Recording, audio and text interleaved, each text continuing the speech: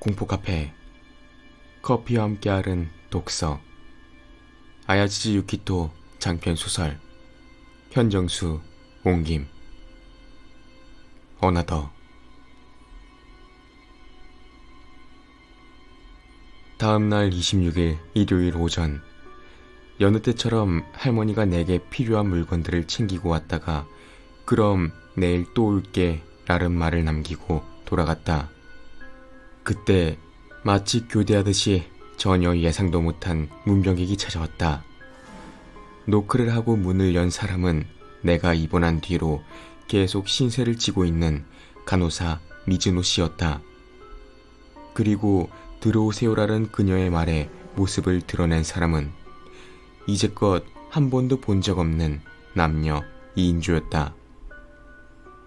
당연히 나는 깜짝 놀랐지만 그들의 정체는 금방 짐작이 갔다.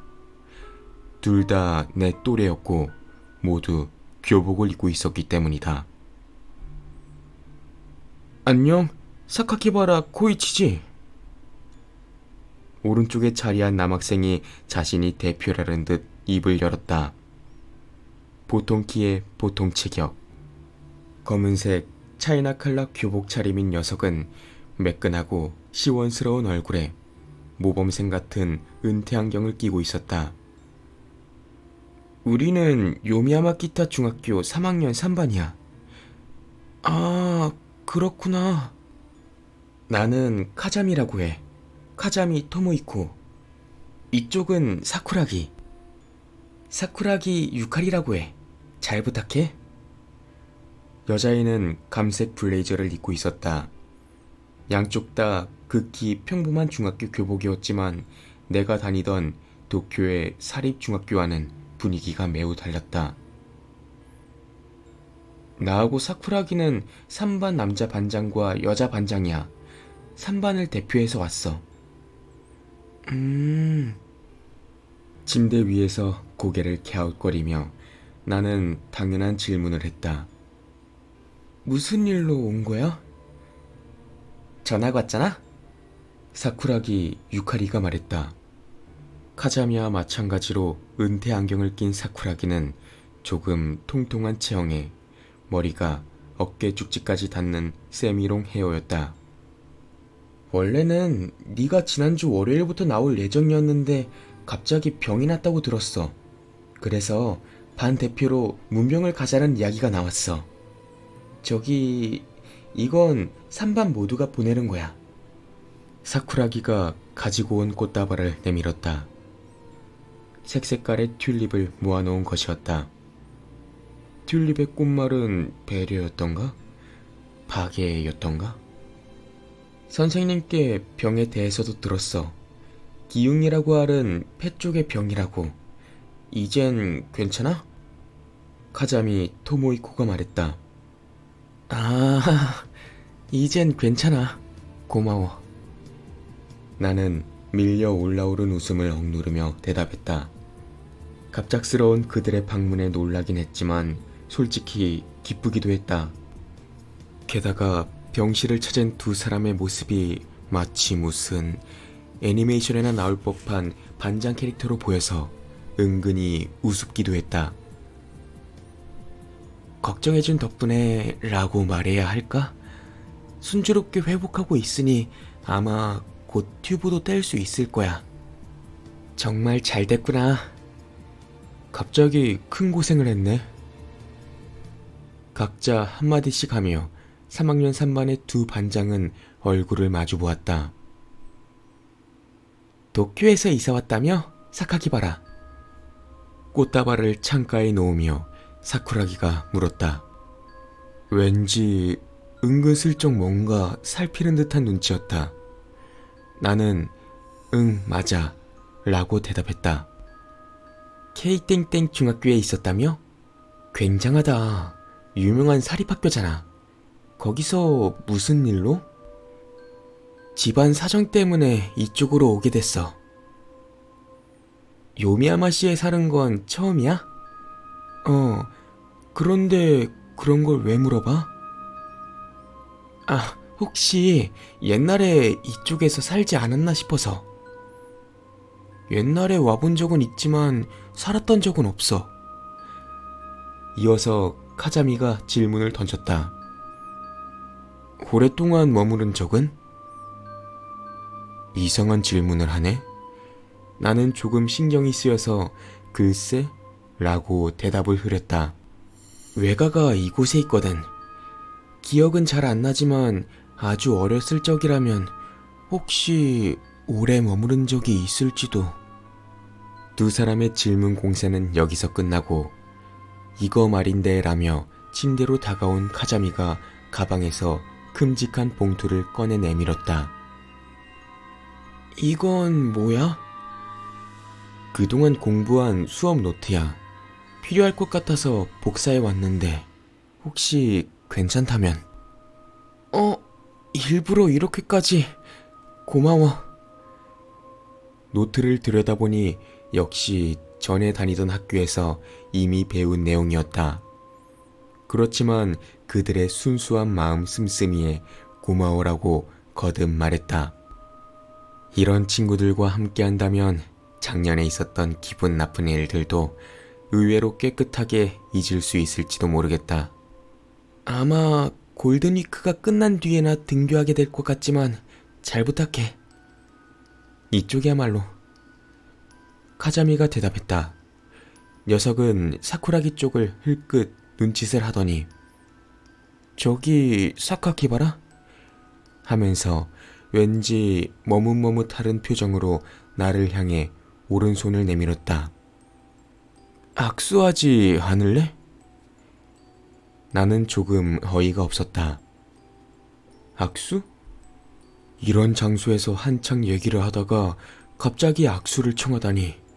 이건 대체... 공립학교 학생은 특이하구나. 하는 정도로 받아들이면 되는 걸까? 아니면 도쿄와 이곳과의 지역 차이? 기질 차이?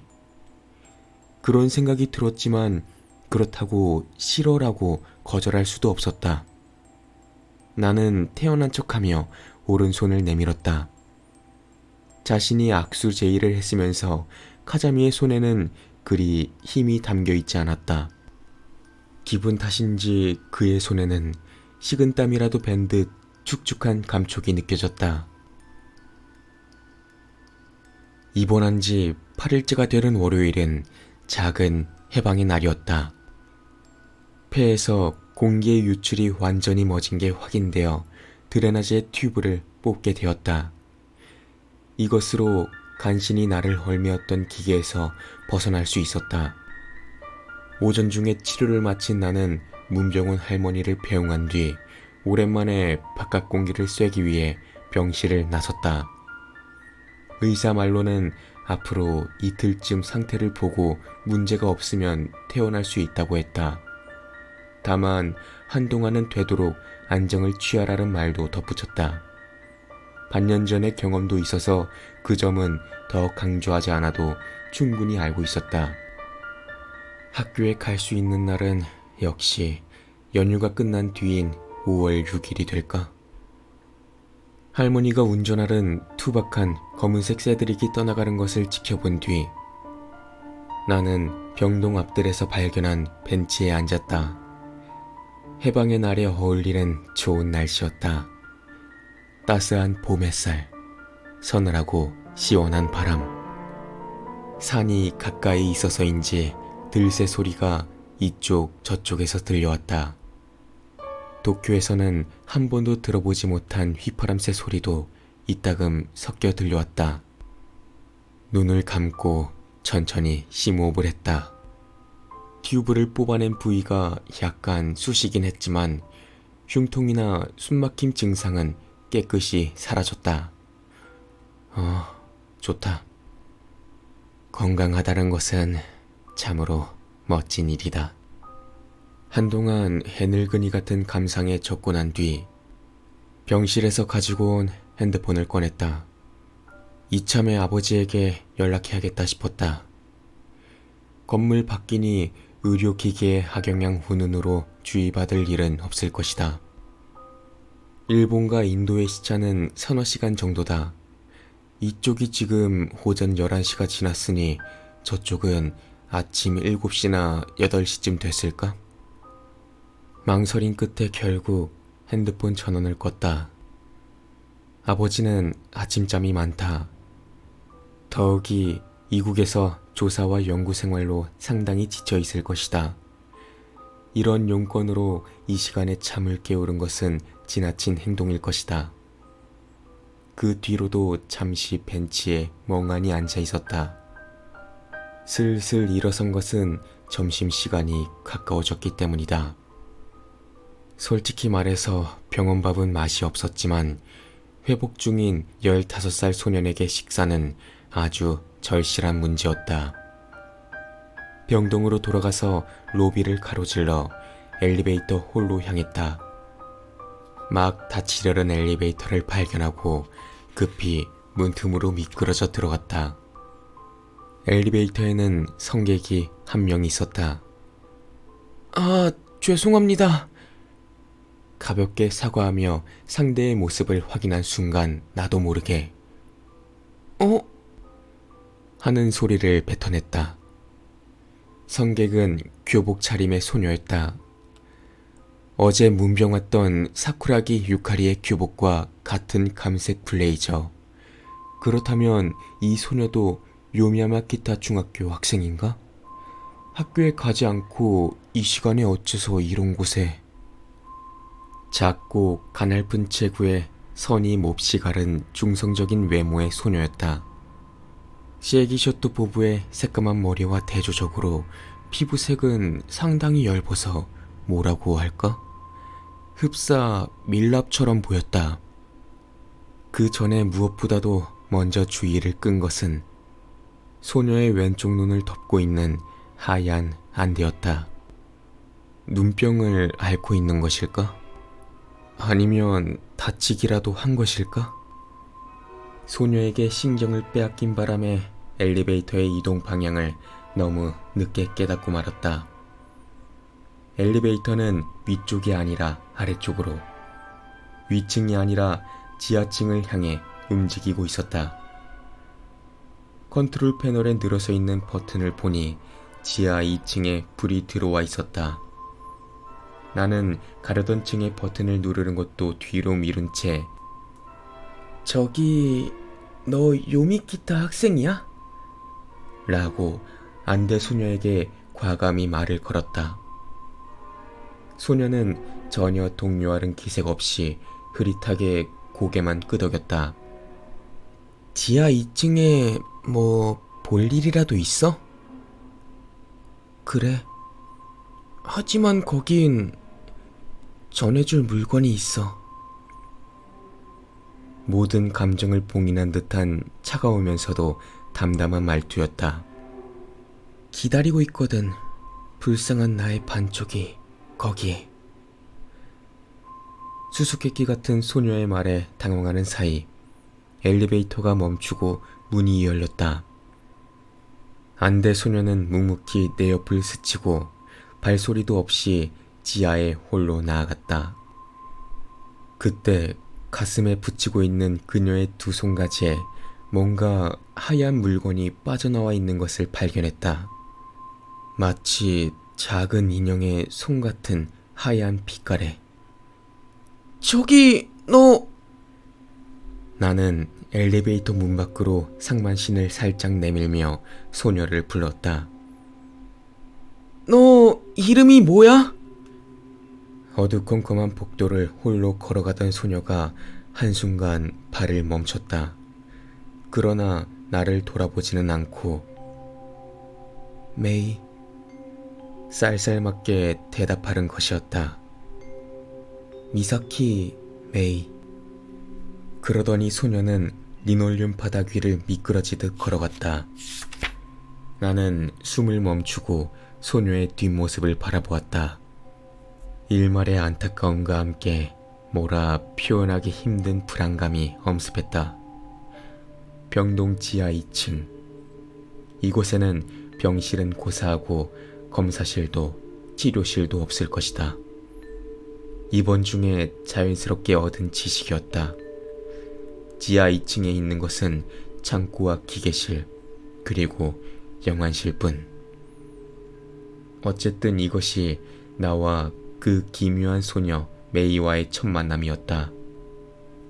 미사키는 볼견, 흉알키, 메이는 울 명자라고 쓴다는 것을 알게 된 것은 4월이 가고 5월에 접어들었을 때였다.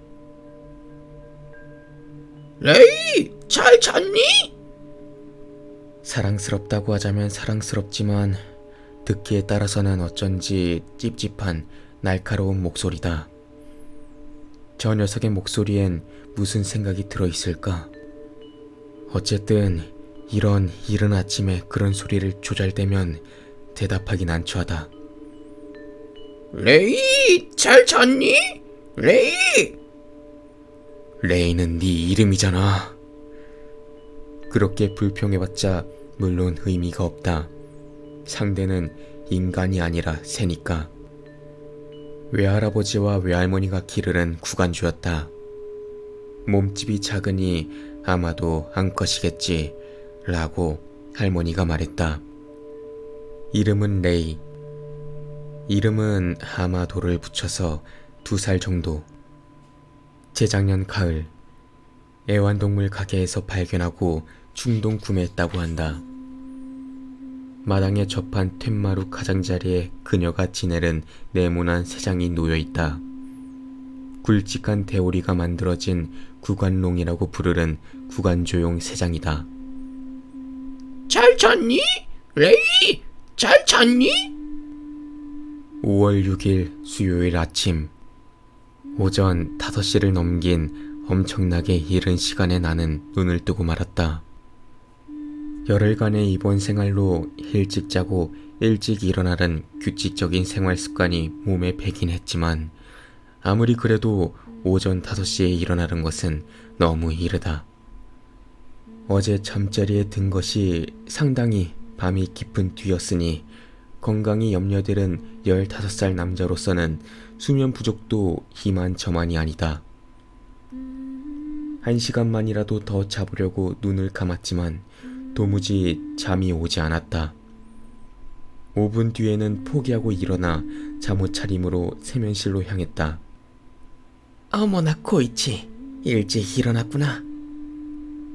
세수를 하고 양치질도 끝냈을 무렵 할머니가 침실에서 나왔다. 내 모습을 보더니 조금 걱정스러운 듯이 얼굴을 기울이며 물었다. 설마 어디 아프니?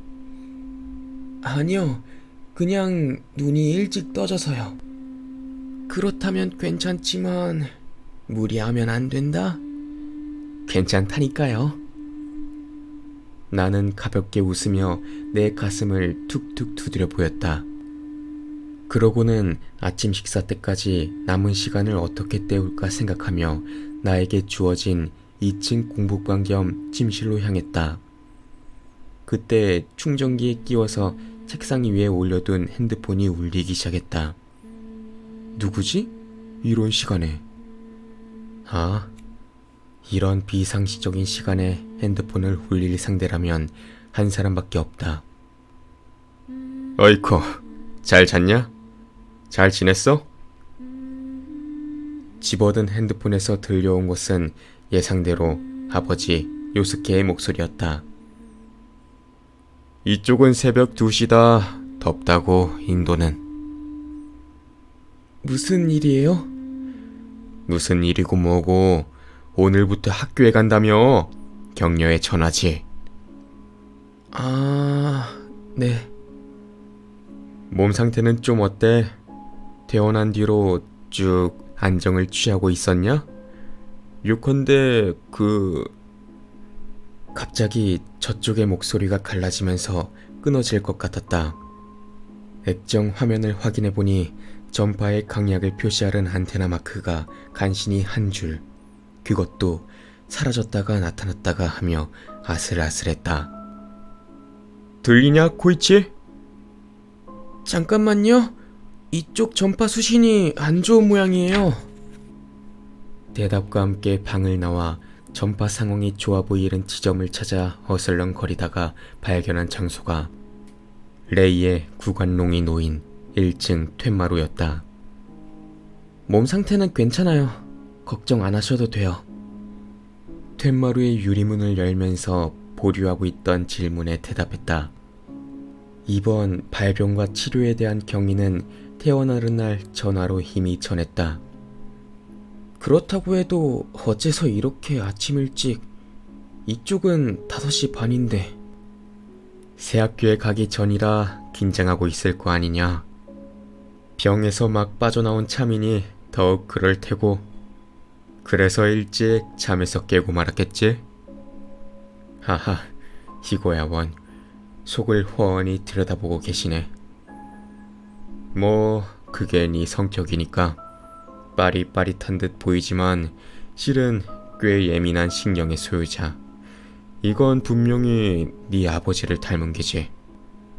어머니를 닮은 거겠죠. 여하간 그 부분은 넘어가고. 약간 말투를 바꾸며 아버지는 말을 이었다. 기흉에 관한 문제는 필요 이상으로 신경 쓰지 마라. 아빠도 젊었을 때 앓은 적이 있어. 그래요? 처음 듣네요. 그런 얘기. 반년 전에는 말할 기회를 놓쳤어. 유전이란 소린 듣고 싶지 않았거든. 유전이었구나. 1년 뒤에 두 번째로 앓은 뒤로는 한 번도 재발하지 않았어. 유전 쪽의 문제라면 너도 이번이 마지막일 거다. 그렇다면 좋겠는데. 폐병이니까 담배는 삼가라. 안 피운다니까요. 하여간 재발은 없을 거라 생각하고 열심히 생활해. 아, 그렇다고 특별히 긴장하면서까지 열심히 할 필요는 없어. 알고 있어요. 편한 마음으로 열심히 생활할게요. 그래, 할아버지 할머니께 안부 전해드려라. 인도는 덥구나. 그렇게 전화를 끊고 하고 긴 숨을 내쉬면서 문을 열고 툇마루에 앉으려던 차였다. 기다리고 있었다는 듯이 구간조 레이가 기성을 바라기 시작한 것이었다. 잘 잤니? 레이! 잘 잤니? 한동안 그 소리를 무시하고 멍하니 바깥을 내다보았다. 엷은 아침 안개가 피어오른 가운데 붉게 만개하여 생울타리를 이룬 철쭉이 아주 아름다웠다. 마당에는 작은 연못이 있었다. 옛날에는 할아버지가 잉어를 길렀다지만 지금은 물고기의 모습을 찾아볼 수 없다. 오래도록 손을 보지 못했는지 물은 암록색으로 흐렸다. 레이! 잘 잤니? 레이! 집요하게 말을 걸어오른 구간조에게 그래, 너도 잘 잤니? 레이. 결국 배겨내지 못한 내가 대답했다. 아침부터 기운이 넘치는구나, 레이는. 기운! 그렇게 그녀는 인간의 말을 거듭 내뱉었다. 기운! 레이요? 말할 것도 없이 이것은 사람과 새의 대화라고 할 수 있는 것이 아니다. 그래도 나는 조금 흐뭇해져서 응, 그래, 고마워. 라고 대답했다. 어젯밤에는 저녁 식사 뒤에 레이코 씨와 한동안 이야기를 나누었다. 그녀는 본체 뒤편에 있는 자그마한 별채를 작업장 겸 침실로 사용하고 있다. 퇴근한 뒤에는 대개 그곳에 틀어박혀 있지만 물론 그렇지 않은 날도 있다. 기흉이 재발한 그날 밤에는 거실에서 텔레비전을 보고 있었던 것 같다. 그렇다고 저녁 식사 뒤 가족과 함께 앓은 단란한 한때 라른 장면을 떠올리면 곤란하다. 요미키타의 7대 불가사의 듣고 싶니? 연휴가 끝난 다음 날이 새학교 첫 등교일이라는 것을 레이코 씨는 당연히 알고 있었다. 그래서 문병 왔을 때 나에게 한 약속을 떠올린 모양이었다. 요미키타 것을 조금 특별하다고 말씀하셨죠? 그래, 조금. 식사 후 뒷정리를 마친 할머니가 우리에게 커피를 타주었다. 레이코 씨는 블랙커피를 한 모금 마시고 입을 열었다. 어때? 듣고 싶니? 테이블 너머로 그녀가 나를 바라보며 얇게 미소 지었다. 늘 그렇듯 나는 속으로 상당히 긴장하면서 말했다. 그게... 네. 하지만 갑자기 전부 다 알아버리는 것도 재미없으니. 특별하다고 해봤자 어차피 그렇고 그런 괴담뿐일 것이다.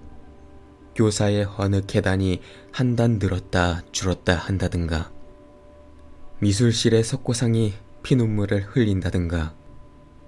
우선은 한두 가지만.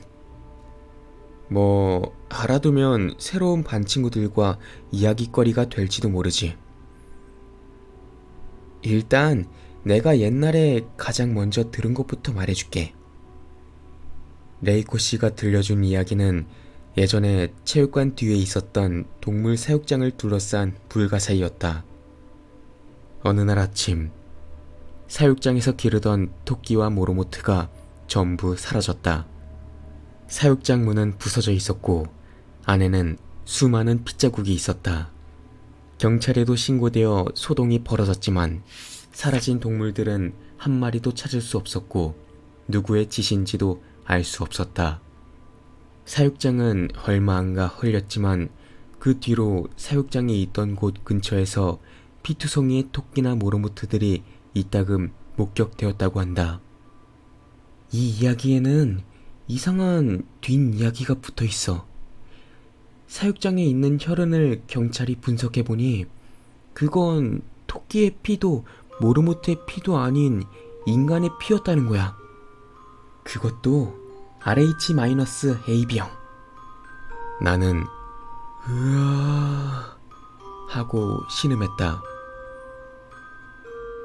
그 주변에서 크게 다친 사람이나 행방불명된 사람도 없었나요? 전혀 없었대. 오, 어때? 불가사의한 얘기지? 그 뒷이야기는 괴담이라기보다 미스터리 같네요. 어쩌면 진짜 숨겨진 진실이 있을지도 몰라요. 정말 그럴까? 그 뒤에 이모는 병실에서 한 약속대로 요미키타에서의 마음가짐을 몇 가지 일러주었다. 첫째, 옥상에 나갔을 때 까마귀 울음소리를 들으면 안으로 들어올 때 왼쪽 발부터 내디딜 것. 둘째, 3학년이 되면 학교 후문밖 언덕길에서 절대 넘어지지 말 것. 이 두 가지는 분명히 옛날부터 전해지는 징크스 같은 것이겠지. 첫째를 어기고 오른발부터 들어오면 한 달 안에 다치게 된다.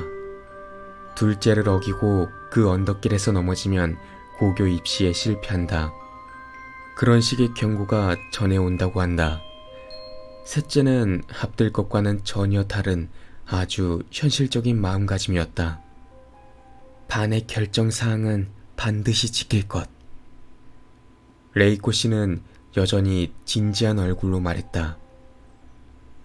도쿄에서 네가 다녔던 K땡땡 중학교는 사립 명문이면서도 상당히 자유로운 분위기였지?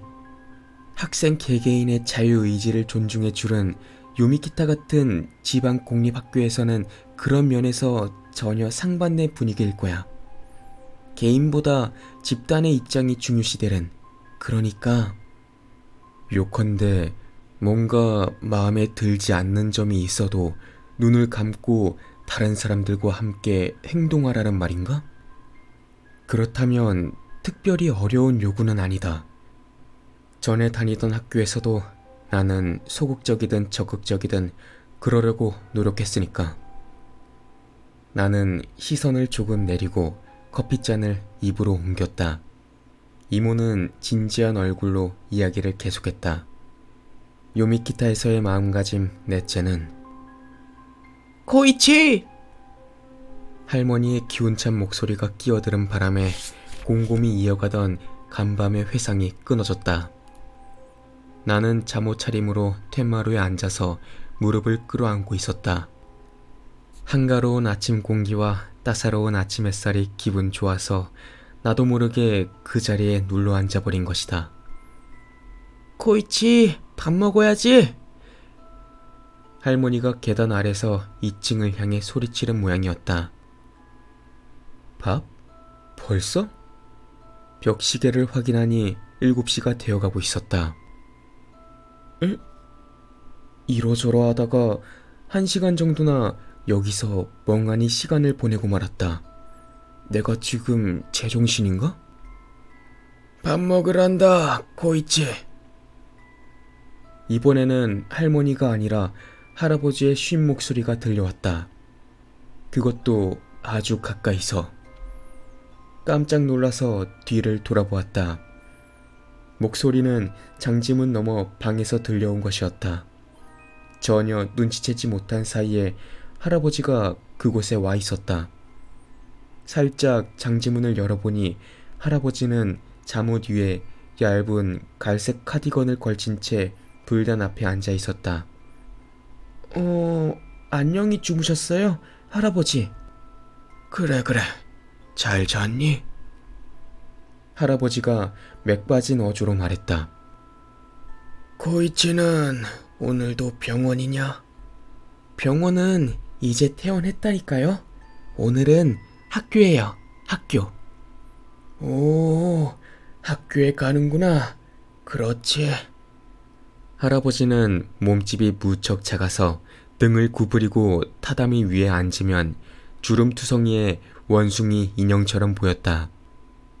올해로 70살인데 요 2, 3년 사이 눈에 띄게 늙어버렸고 거동 하나하나에 치매 징후를 보이기 시작했다고 한다. 코이치도 벌써 중학생이냐? 중3이에요. 내년에는 고등학교 가고요. 아버지는 안녕하시고? 지금은 인도에 가 있어요. 방금 전에도 전화 왔는데 여전해요. 잘 지내고 있다니 다행이구나. 리츠코도 말이다. 그렇게 되지 않았더라면. 어머니의 이름을 갑자기 꺼낸 할아버지가 손끝을 눈에 대고 눈물을 글썽이기 시작했다. 15년 전 겪은 딸의 죽음이 문득 생생히 되살아난 것일까. 노인에게는 흔한 현상인지도 모르지만 사진으로만 어머니를 본 나는 어떻게 반응해야 할지 당황스러울 뿐이었다. 아이고, 이곳에 있었니? 다행히 할머니가 찾아와서 공경에 처한 나를 구해주었다. 아침 먹으렴, 코이치. 슬슬 옷 갈아입고 준비해야지. 아, 네. 이모는요? 아까 벌써 나갔단다. 그렇구나. 빠르네요. 이모는 부지런하니까. 나는 일어나서 텐마루의 유리문을 닫았다. 코이치, 오늘은 할머니가 차로 데려다 줄게. 괜찮아요. 안 그러셔도. 학교까지 가는 길은 예습해 두었다. 걸어가면 1시간쯤 걸리지만 도중에 버스를 타면 2, 30분으로 단축할 수 있다. 오늘이 학교 가는 첫날이고 게다가 너는 병이 나은 지 얼마 안 됐잖니? 안 그러우, 영감? 그렇지. 하지만 사양할 거 없어요. 자, 얼른 준비하렴. 밥도 꼭꼭 씹어 먹고. 알았어요. 나는 내던져 두었던 핸드폰을 챙겨 들고 텐마루를 뒤로 했다. 그때 한동안 얌전히 있던 구간주가 갑자기 날카로운 목소리로 외쳤다. 어째서? 레이! 어째서? 3학년 3반 담임은 쿠보데라 선생님. 온후하다고 하자면 온후해 보이고 못 믿었다고 하자면 못 믿어 보이는 중년의 남자 교사로 담당 과목은 국어라고 한다. 교무실을 방문해 인사를 마치자 쿠보데라 선생님이 손에 든 자료를 훑어보면서 말했다. 사카키바라군은 전에 있던 학교에서 상당히 공부를 잘했더군요. K땡땡 중학교에서 이만한 성적이면 참 대단한 학생이에요. 첫 만남이라고는 해도 학생을 상대로 왜 이렇게 정중한 말투를 쓸까? 게다가 아까부터 전혀 나를 똑바로 보려고 하지 않는다. 기분이 조금 언짢았지만 나는 상대에게 밀리지 않는 정중한 몸짓으로 감사합니다 라고 답했다. 몸 상태는 이제 괜찮은 거죠? 네, 걱정해주신 덕분에. 먼저 번 학교와는 사정이 다른 면이 있을지도 모르지만 어쨌든 친구들과 사이좋게 지내도록 하세요. 공립이라고 해도 우리 학교에는 흔히 말하는 교내 폭력이라든가 학급 붕괴 같은 문제는 없으니 그 부분은 걱정하지 않아도 됩니다. 만약 뭔가 곤란한 일이 있으면 주저 말고 상담해 주세요. 저나 부담이민. 구보대라 선생님은 옆에서 우리를 지켜보고 있는 연하의 여교사 쪽으로 시선을 던지며 말했다. 미카미 선생님에게도 편하게. 바짝 긴장한 나는 네 하고 고개를 끄덕였다. 이번에 아버지가 새로 맞춰준 예정 사용기간 1년인 교복이 아직 길들지 않아 몹시 갑갑했다. 잘 부탁드립니다. 부담임이자 미술 담당인 미카미 선생님 쪽으로 고개를 숙이며 긴장한 목소리로 인사했다. 미카미 선생님은 부드럽게 미소 지으며 대답했다. 나야말로 잘 부탁해. 아, 네. 대화가 끊어지고 미묘한 침묵이 흘렀다. 두 교사는 흘끗흘끗 서로의 안색을 살피더니 동시에 뭔가 말을 하려고 입을 열었다. 그런데 때마침 예비종이 울리는 바람에 두 사람은 그대로 입을 다물고 말았다. 적어도 내게는 그렇게 보였다. 그러면 갈까요? 구부데라 선생님이 출석부를 들고 일어서며 말했다. 8시 반부터 아침 HR입니다. 반 학생들에게 소개를 하죠. 3학년 3반 교실 앞까지 나를 데리고 간 두 교사는 흘끗 눈짓을 교환하더니 또다시 뭔가를 말하려고 입을 벌리는 듯 했다. 하지만 이번에도 때마침 수업종이 울리기 시작했다. 쿠보데라 선생님은 괜스레 헛기침을 한번 하고 교실 문을 열었다. 교실에서 흘러나오는 소리가 어쩐지 라디오 소음처럼 들려왔다. 발소리, 발소리, 의자를 끌어당기고 앉는 소리, 가방을 여는 소리, 닫는 소리. 먼저 들어간 쿠보데라 선생님이 눈짓을 하자 나는 교실에 발을 들였다. 미카미 선생님이 뒤이어 들어와 내 옆에 섰다. 여러분 안녕하십니까? 교탁에 출석부를 펼쳐놓은 쿠보데라 선생님이 천천히 교실을 둘러보며 출결을 확인했다. 아카자와 양과 다카바야시 군이 결석인 것 같군요. 이 학교에서는 보통 수업 전에 알은 차렷과 경례를 하지 않는 모양이었다. 이것도 사립과 공립의 차인가? 아니면 지역차? 여러분, 골드니크의 여우는 이제 가셨습니까? 오늘은 우선 전학생을 소개하도록 하겠습니다. 서서히 소음이 사라지고 교실은 물을 끼얹은 듯 조용해졌다. 쿠보데라 선생님이 나를 향해 손짓했다. 일제히 나를 향해 모여든 학생들의 시선이 따갑게 느껴졌다. 척 보기에 학생 수는 30명 정도로 보였는데 나에게 그 이상 관찰할 여유는 없었다. 나는 교단 쪽으로 걷기 시작했다. 너무 긴장돼서 가슴이 답답하다. 숨을 쉬기가 곤란할 정도다. 나름대로 각오는 하고 있었지만 지난주까지 폐병을 앓은 소년의 예민한 가슴에 이 상황은 참으로 버거웠다. 저기 여러분 처음 뵙겠습니다. 검은색 차이나 칼라 교복이나 갈색 블레이저를 입은 새로운 반 친구들을 바라보며 나는 내 이름을 말했다. 쿠보데라 선생님이 내 이름을 한자로 칠판에 써보였다. 사카키바라 코이치. 나는 내가 보기에도 한심할 정도로 쭈뼛쭈뼛하며 교실 분위기를 살폈다.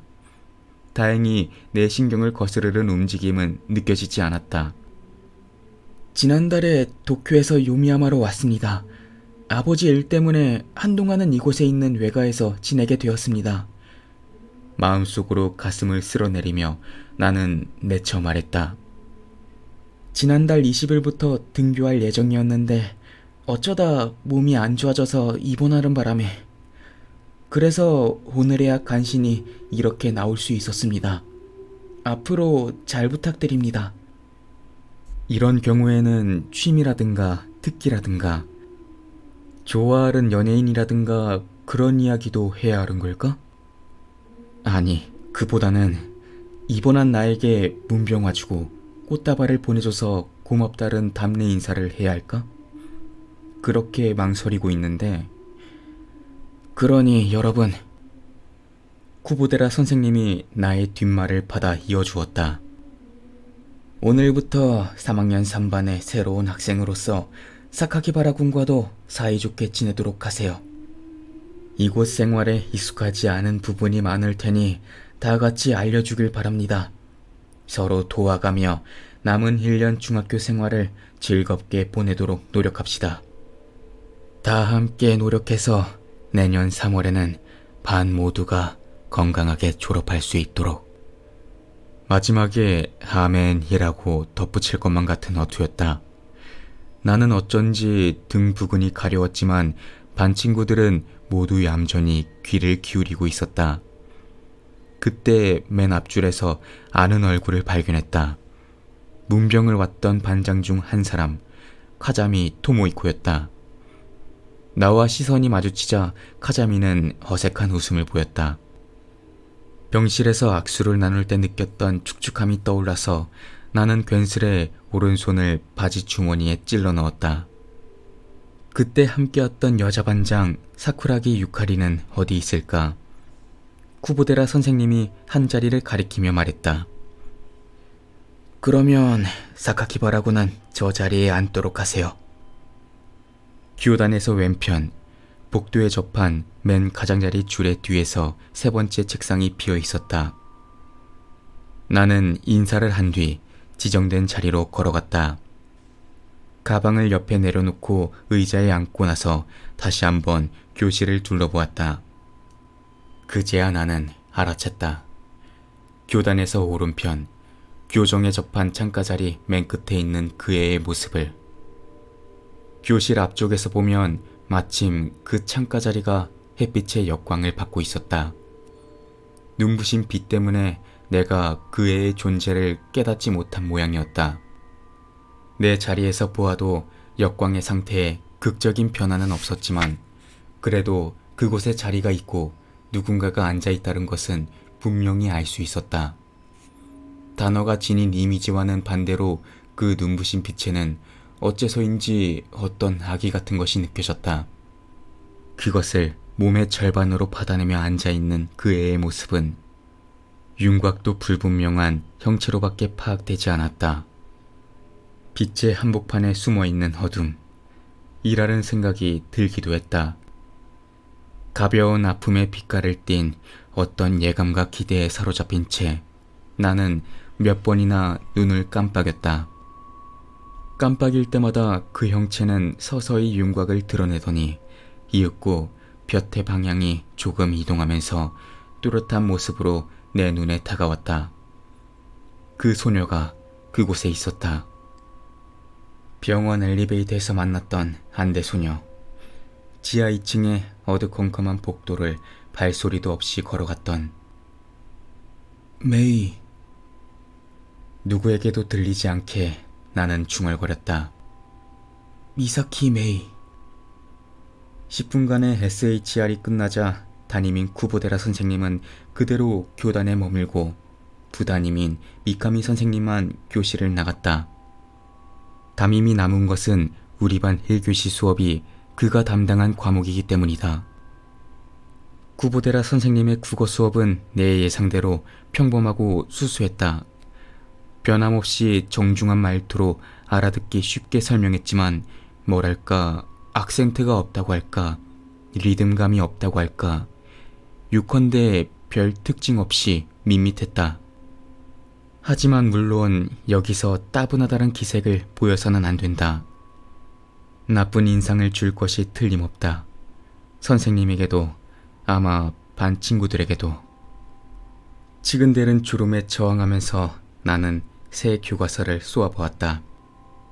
메이지 시대의 문호가 쓴 단편소설의 어쩐지 어중간한 발췌문. 그것을 눈으로 쫓으면서 머릿속 한편으로는 집에서 읽던 스티븐 킹의 장편소설 그 예측 불허의 전개를 상상했다. 아, 정신나간 넘버원 애독자에게 감금당한 인기작가 폴 셸던. 그의 운명은 어찌 될 것인가. 그런데 묘하게도 교실은 괴이할 정도로 조용했다. 이것은 막연히 그려보던 공립중학교 이미지와는 달랐다. 선입견인지도 모르지만 뭐라고 할까? 나는 좀 더 시끌벅적한 분위기를 상상했던 것이다. 다만 모든 학생이 진지하게 집중하고 있는 것 같지는 않았다. 잡담을 나누는 녀석은 없었지만 멍해 보이는 녀석도 있고 꾸벅꾸벅 졸은 녀석도 있었다. 몰래 잡지 같은 것을 읽거나 낙서에 열을 올리는 녀석도 있었다. 담임은 그런 학생들에게 일일이 주의를 주는 선생님은 아닌 모양이었다. 그런데 어째서일까? 이 교실 공기에는 어딘가 필요 이상의 정숙함이 느껴진다. 아니, 정숙함이라기보다 답답함이라고 해야 하나? 답답함, 묘한 긴장감. 그런 느낌이다. 무엇일까? 이 느낌의 정체는. 혹시 오늘부터 이곳에 섞여든 이질적인 존재, 도쿄에서 온 전학생의 존재에서 비롯된 것일까? 그래서 반 전체에 약간의 긴장감이 감도는 것일까? 아니, 그런 식으로 생각하는 건 왕자병식 사고일 뿐이리라. 그 애는? 미사키 메이는? 문득 신경이 쓰여서 그녀의 자리 쪽을 살펴보았다. 턱을 괴고 멍하니 창밖을 바라보는 소녀의 모습이 그 자리에 있었다. 그저 흘끗 본 거라서 그 이상은 알 수 없었다. 역광 때문에 여전히 그 모습은 실체감이 엷은 형체일 뿐이었다. 1교시 이후 다른 수업에서도 크게든 작게든 비슷한 분위기를 느꼈다. 교과목이나 담당 교사의 특성에 따라서 약간의 차이는 있었지만 뭐랄까? 바닥에 흐르는 것이 똑같다는 느낌을 받았다. 교실 전체에서 떠도는 묘한 고요함, 갑갑함, 긴장감. 그렇다. 기본적으로 그런 분위기가 깔려 있었다. 누가 어떻게, 랄은 구체적인 부분은 모르겠다. 하지만 분위기가 묘하다는 건 확실하다. 말하자면 누군가가, 혹시 모두가? 뭔가를 신경 쓰고 있는 듯한, 어쩌면 완전한 무의식 중에 자신도 그렇다고 깨닫지 못하는 가운데 뭔가를, 아니, 이것이고 저것이고 간에 전부 내 기분 탓일 가능성도 부정할 수 없다. 뭐 이러다가 익숙해져서 신경 쓰지 않게 될지도 모르지. 쉬는 시간에는 몇몇 친구가 조금씩 말을 걸어와서 이야기를 나누었다. 사카키바라 또는 사카키바라 군 하고 부를 때마다 움찔 긴장하면서도 나는 비교적 온화하고 평정하게 혹은 무난하게 그들을 대할 수 있었다고 생각한다. 몸은 좀 괜찮아졌어? 이젠 깨끗이 나았어. 도쿄하고 비교해서 여기는 어때? 별로 다르지 않아. 그래도 역시 도쿄는 좋겠다. 요미야마 같은 지방 도시는 요즘 영 별로거든. 저쪽은 저쪽대로 안 좋은 일들이 많아. 어딜 가나 사람들이 잔뜩 있고 거리는 시끄러워서 정신 사납고. 그런 데서 살면 그렇게 느껴지는 걸까? 이쪽이 훨씬 조용해서 좋지 않을까? 산과 나무도 많고. 도쿄보다 요미야마 쪽이 좋다는 말은 절반은 본심, 절반은 나 자신에게 들려주는 것이었다.